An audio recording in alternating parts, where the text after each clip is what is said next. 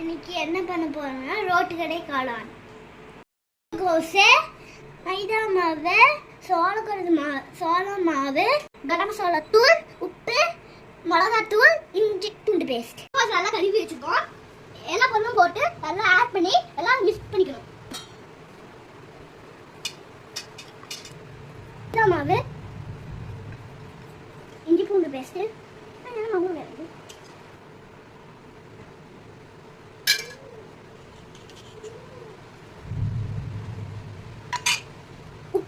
உங்களுக்கு எவ்வளோ காரம் வேணுமோ அவ்வளோ காரம் போட்டுக்கோங்க. அதெல்லாம் மிக்ஸ் பண்ணிக்கணும். ஃபஸ்ட்டு தண்ணி ஊற்றுவேன்னா நம்ம கறி வச்ச ஈரமே அது போதும். எல்லாம் மிக்ஸ் பண்ணியாச்சு. பிடிச்சிக்கோங்க.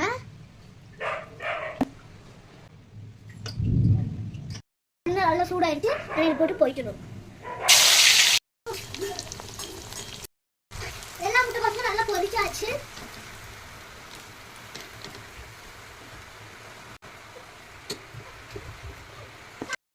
பொரிச்ச எண்ணெயே ஊற்றணும்.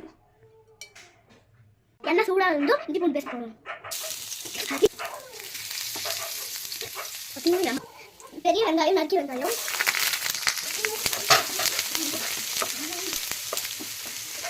தேவையான உப்பு போட்டணும். வெங்காயம் வதங்கிருச்சு.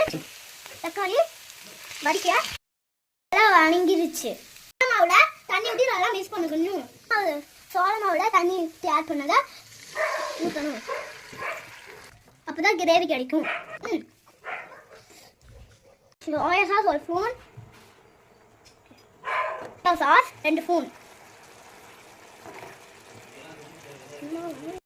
ரெடி பண்ண முட்டைக்கோசை பொடி பண்ணணும்.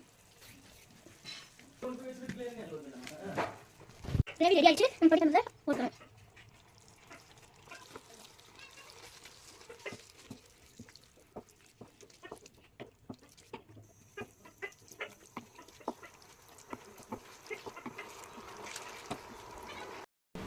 காளான் ரெடி. காளான் ரெடி.